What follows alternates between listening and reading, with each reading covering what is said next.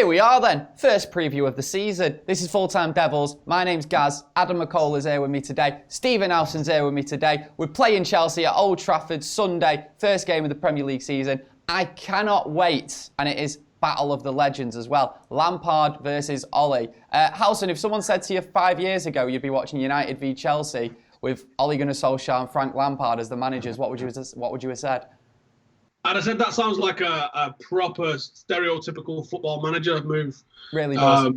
It does, but actually it's happening. I think they've gone for the nostalgic appointment because we went with a nostalgic appointment. But even though people are going to go, Ollie got Cardiff relegated. Ollie didn't get Cardiff relegated. Malky Mackay got Cardiff relegated. Cardiff's owner got Cardiff relegated. Ole Gunnar Solskjaer's a league champion as a manager.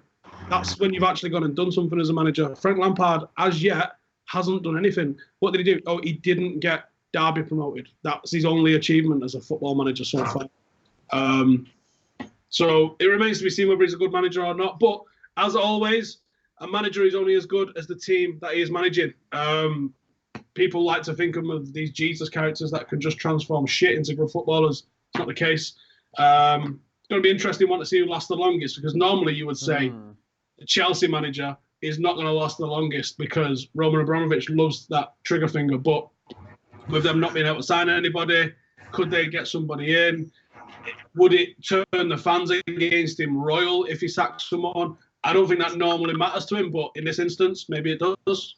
Obviously, we know how Ollie got the United job. I know that you got it on a temporary basis, performed really well, got it permanently. But Adam, what was your reaction to Lampard getting the Chelsea job? Because like Howson said, the only real massive achievement he could have got to earn that last season is actually getting Derby promoted, I would have thought. I think Chelsea looked at what he was doing, a young manager, young players, a lot of players on loan, etc. But I think also Frank Lampard tinkered a bit with his tactics as well, and he won't have the time. Well, he might have a bit more time because of the simple fact he's Frank Lampard. He's at Chelsea. The fans won't get on his back. He hasn't had a transfer window. But if things don't go well for him and Chelsea's sitting in the bottom 10 in March, April, he'll get the sack. Well, hang on, why is it the bottom 10 no, Mac? Because no, I'm just like, just assuming anything. Like, I don't know where. I'm just saying. Because on paper, that team should absolutely destroy United.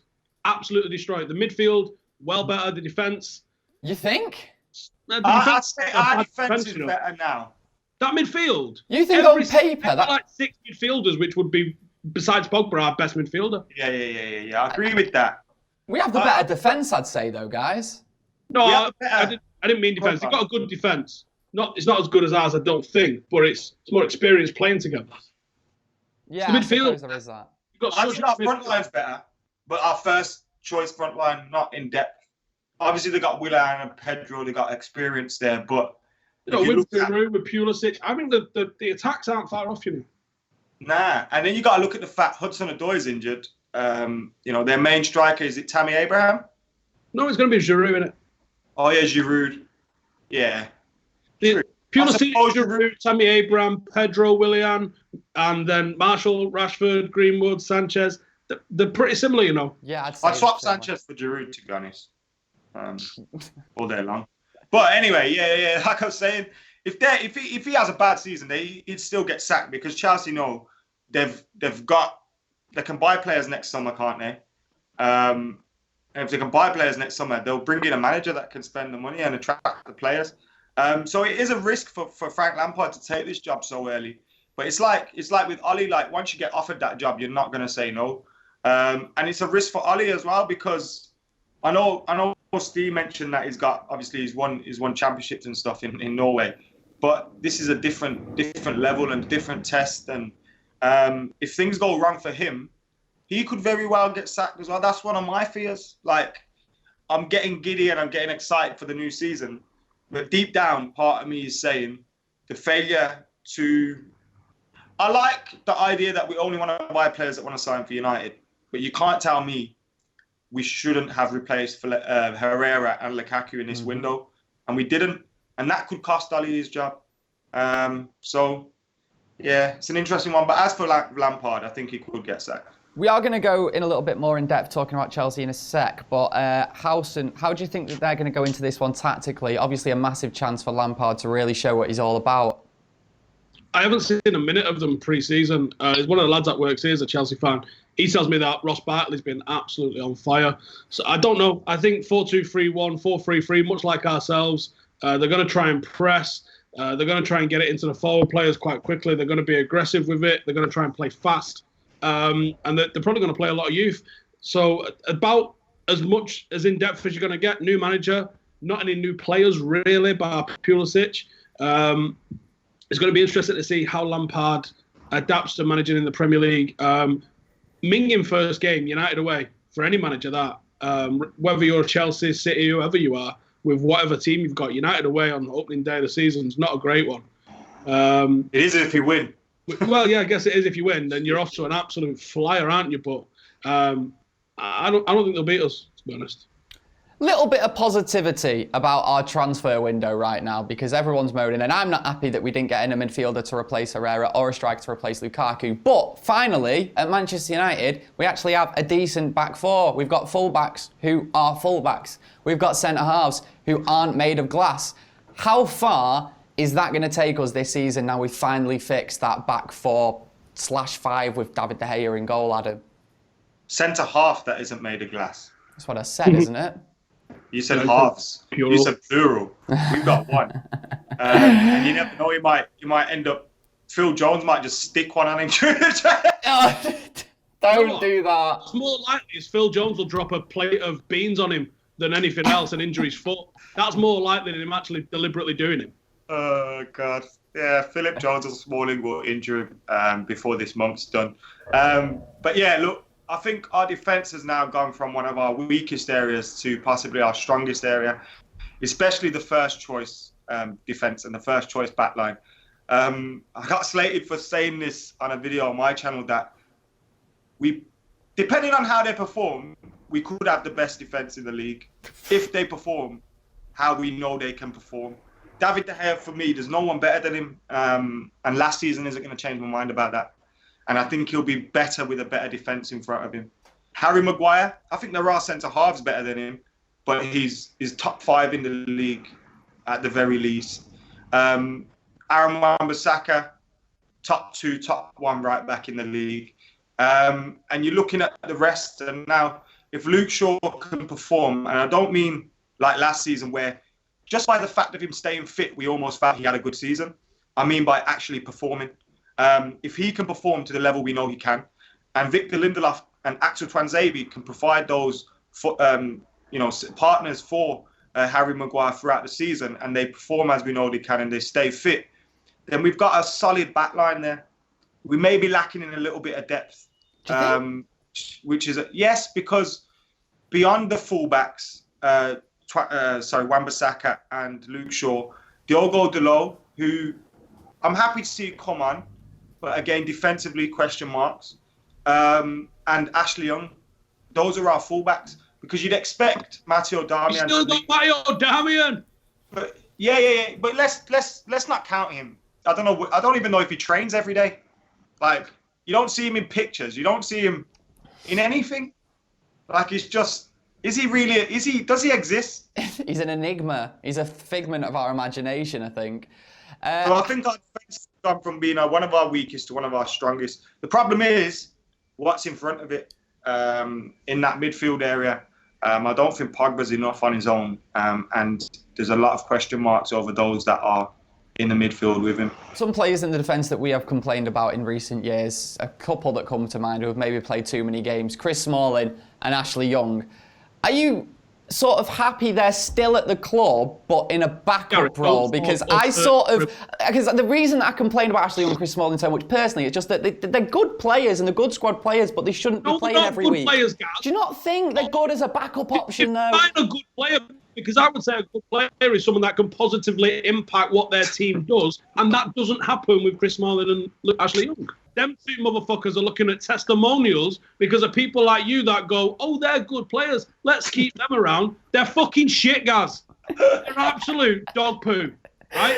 And if you say, do you know what, let's keep them as a backup, I could go, all right, maybe, but you can't keep them as a backup because some people get well carried away and we don't sign centre halves for 5 years because people go, let's give Chris Smalling a chance. He's fucking shit, Gaz. And Ashley Young, he's fucking shit, Gaz. He's been shit for 5 years. He was shit as a fucking winger. He was shit as a left back. And he's even shitter as a fucking right back. He's fucking shit, Gaz. I firmly disagree and think an experienced Ashley Young as Manchester United captain is a great backup option to have, as is Chris Smalling. What do you mean by experience, Gaz?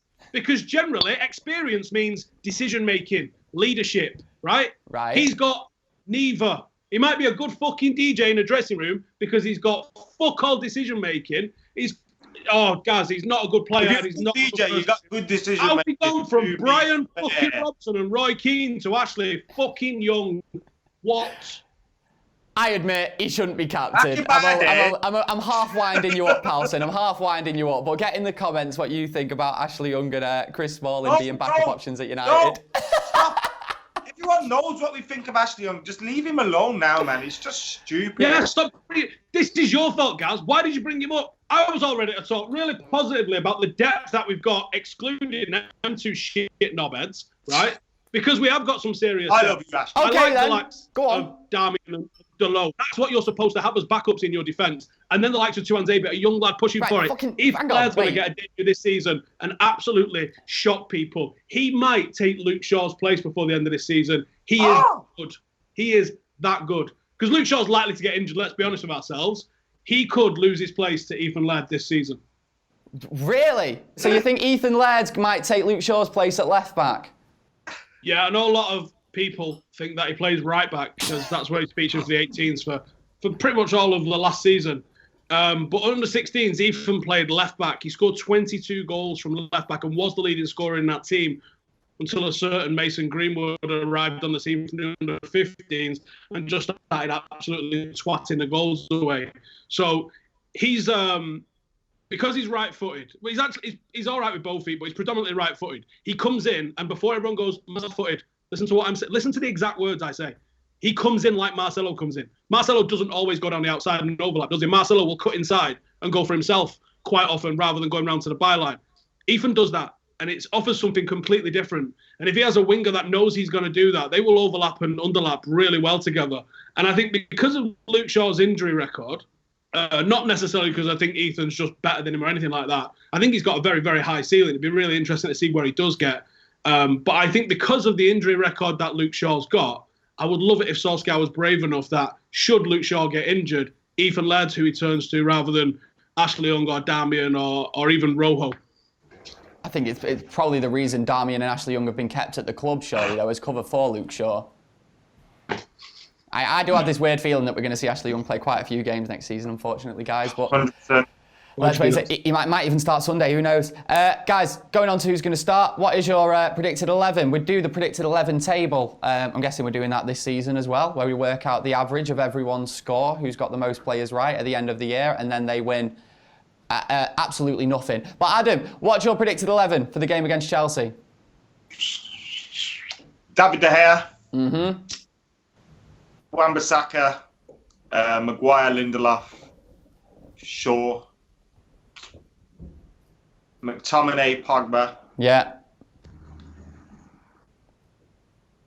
Rashford, Lingard, Mata, Martial. Go on, Alison, what's your team? I'm sighing because you've gone for the same team as mine. What was your forward three then? So 4-2-3-1 with Rashford, Lingard, Mata behind Martial. I don't think Daniel James is going to start. I don't think he should either. Daniel James will come off the bench. I'm struggling with one position. Which position? Is it right wing? Hopefully. Struggling with a couple of positions. I think that... Well, I'll tell you as I get to it. It's called storytelling, guys. Get with me. Right? I think the back five is an absolute shooting. It should be an absolute shooting. It should be David De Gea with Lindelof and Maguire in front of him, Wan-Bissaka and Luke Shaw. It should be that. If it's not that, there's going to be some well-puzzled looks in the Stretford end on Sunday afternoon. I don't think we're going to play 4-2-3-1, which I know sounds mental considering that's all we played all summer. I think we're going to play 4-3-3. And I think the three that we're going to play is McTominay at 6. You what? We've got 3 midfielders. Yeah, I think it's going to be McTominay, Pogba, and Fred as a 3. I think it'll be Rashford on the left with Marshall up front, and I have no idea who's going to play on the right-hand side because we don't have a winger that can play there. Playing Mata there is a bad idea, even though I think Matt has been so influential and instrumental in creating chances for us, and I think he's been class. I would be tempted to put Jesse there because in a big game, Jesse Lingard offers you so much off the ball, and I think we're going to give Chelsea the ball. I think we're going to allow them to have the ball, certainly along their back four, and we're going to make them go direct because I think we reckon our defence is better than their attack. So I reckon that we're going to, because their midfield's better than ours, you kind of almost have to let them hold the ball and be strong where you can be strong, which is why I think that we're probably going to be with a 3 rather than the 4-2-3-1. So I would say Jesse Lingard because we're not expecting to have the ball too much. The caveat on that being, if it looks like we're actually somehow dominating possession, Juan Mata will come into that. They'll change it to a 4-2-3-1, and you might see Dan James, or you probably should always look to see Dan James in the last 20 anyway, because I think that's when he's going to be absolutely lethal. But I would love to see Greenwood come off the bench and try and get a winner. That would be sensational. Big shouts. Yeah, I think that those players on the bench could make a real difference. Anyone think he'll start? No. Yeah. Greenwood? What's your team? Well, I'm going to give my team. To be honest, I went for the exact same team as you, but I'm going to change it a little bit. So Wan-Bissaka, Maguire, Lindelof, Shaw in the defence, obviously Dave in goal. Pogba, McTominay as your 2 midfielders. And then I'm going to change it up. I'm going to put Rashford on the right. I'm going to put Mata in the middle. And then I'm going to put Dan James on the left with Martial up top, just to make things a little bit different. Okay, let's talk a little bit more about Chelsea. What do we know? Obviously, they've had a relatively quiet summer, so they've definitely got weaker, haven't they, Howson? They've lost their best player, for God's sake. Losing Hazard, you're gonna diminish them. Losing even the likes of Luiz, I think that defensively they've actually lost quite a bit of depth.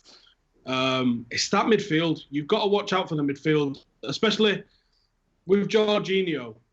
I think Lampard's probably going to be smart enough to put Kante back where he belongs in the 6 and let him do that destroyer Rata kind of role.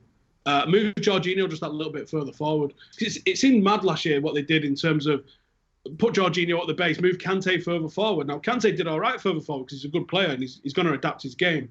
But I think you get the best out of both players if you free up Jorginho from a little bit of defensive responsibility and get him on the ball because he is a guy that controls the tempo. Bring Kante in the 6 behind him and let him do the destroyer role. And then I imagine it's probably going to be like a Barkley or I don't know. They've got so many options there. From what I hear, Barkley's been ripping it up in pre-season, so I'm going to assume he's probably one to watch. Adam, what do you make of the state of Chelsea going into the new season? I haven't really watched much of them in pre-season. I haven't really kept an eye on them. Like they haven't been involved in any transfers. I know they made Kovacic a permanent signing, but he was already there on loan. So I haven't really paid attention to what they've been doing. But obviously, they're Chelsea. As Steve says, they're stronger than us in the midfield area. So if we let the battle go to midfield, they're probably going to win it. Although, do you remember what Pogba did to Kante last season? That was great, wasn't it? Woo, woo, woo. Little cheeky makes. That was good to watch. The season before? Was that the season before? That might have been the season before. It's all been mushed into like just one whole shitstorm for me. I was going to say, I have no recollection at all of what you're talking about. I'm going to Google Pogba Megs Kante to remind me in a bit. Yeah, it was a step over Meg. It was pretty good. We probably lost the game as well. But that's why I think it's left my memory. Go on, Adam. Yeah, I'm interested to see what Chelsea do. I am interested to see what they do, how they line up. Obviously, with Giroud starting, he's usually the substitute for them. I always hate him coming on against United. He's scored a few goals there. And he's obviously without Ruben Loftus-Cheek's got a serious injury and Callum Hudson-Odoi. So how are they going to line up? Is it going to be Willian? Is it going to be Pedro? So it's interesting to see what they do. But that's what I'm not worried by Chelsea too much. And that is making me worry in itself. Because like we should fear them. It's still Chelsea. They still have that same mentality. They've just won the Europa League. So you know, but without Hazard, it is going to be difficult for them, and it's going to be a readjusting period for them as well, because they haven't got that one player they can rely on, you know, when things are going wrong to just come up with the goods. So it's going to be more of a team effort from them, and that could either bring them all together and make them perform better. Because I remember when we lost Ronaldo, like we never ever replaced Ronaldo, which was shit, but we kind of like picked up everything elsewhere to cover for the loss. So it'd be interesting to see if they do that. But without transfers and without the ability for Lampard to make changes that he would have probably wanted to, I'm glad they got Luiz after Arsenal, yeah, and everyone's getting excited by this one. Luiz is absolutely going to mess up at Arsenal. It's going to be hilarious. It's absolutely going to be hilarious. But yeah, Chelsea are Chelsea. And we know that they're going to be in and around the top four. By the way, everyone at Sophie Rose on Twitter, yeah, and say, how could you let down full-time Devils? We were supposed to have Sophie Rose on today's preview, and she let us down. And we're all absolutely devastated about it. No doubt you watching are absolutely devastated about it as well. YouTube commenters. Right, score predictions, guys. They're one of our big top four rivals. It could be an absolutely massive game. We could look back at this at the end of the season. Halson, what's your prediction, mate? I think a lot of what we're going to do this season is going to be very reminiscent of what we saw as Klopp was building this Liverpool team, where I think we're going to attack more than we want to or more than we feel comfortable doing, which leads us to, even though we've got a better defence, I think we're still going to leak a lot of goals. We're just going to be more confident going forward because of the defence we've got. And I think that defence will mean that we get 1-0 sometimes, and we probably shouldn't. But we also, when we do score goals, we're going to concede goals. So I think, looking at how weak that midfield is, we're going to be a very direct team that just gets the ball into the feet of Marcus, Tony, and possibly Greenwood by, this time around Christmas. So I'm going to say, I wanted to say 2-0, but I don't think we're shutting them out. I think 3-1. Adam, score. I'm glad Steve didn't say 2-0, because I think we're going to win 2-0. These are big predictions. I know, but it's just, look, I'm not happy with all of the transfer window, but the signings we've made, I'm very happy with. They improved the team. We've lost depth up top, but Lukaku was never going to start. That's going to affect us longer into the season. And the midfield, I'm not devastated to see McTominay start for us anymore. I think he should be a squad player, but in a game like this, I think he can do a job as well. So I think we'll be all right for the first month or two. And then when injuries kick in and fatigue kicks in and all that kicks in, and we're relying on the younger lads, it's either going to be them absolutely shining and becoming the players we hope they will be, or it's going to be a lot of pressure on young shoulders. And, That's the problem this season, isn't it? It doesn't matter how good a run of form we go on, you've always got that thing in the back of your mind thinking it could be like last year where we just fall off the cliff at some point. Even with Martial and Rashford, even if they have the seasons that we want them to have, scoring loads of goals and performing consistently, the likelihood is they're going to get knocks, injuries. They're not going to be able to play in some games. And it's not that both of those players are our number 9s. When one's playing up top, the other's playing on the left or on the right. So we're not resting one when one of them's playing. So it's usually the case that both of our main number 9s are on the pitch at the same time. So we haven't got much to then change it up from the bench. Mason Greenwood, Daniel James, great options to have, obviously, with the pace and the skill and the trickery and whatever. But this is their first season in the Premier League. Okay, my score prediction. I was going to say that we're all really excited for the first game of the season. It's going to be a letdown 0-0. But I'm going to say last-minute corner, Harry Maguire, slab head to head it in, and we win it 1-0 at the death, which I'd love. Oh, that'd be good. Guys, that has been the Chelsea preview, first preview of the season done. Get your comments in below, who you think is going to play, what you think the score is going to be, what you think of what these guys are wearing today, whatever you want. Subscribe to the channel. That's Adam, that's Halson, I'm Gaz, this is Full Time Devils, and we'll catch you next time.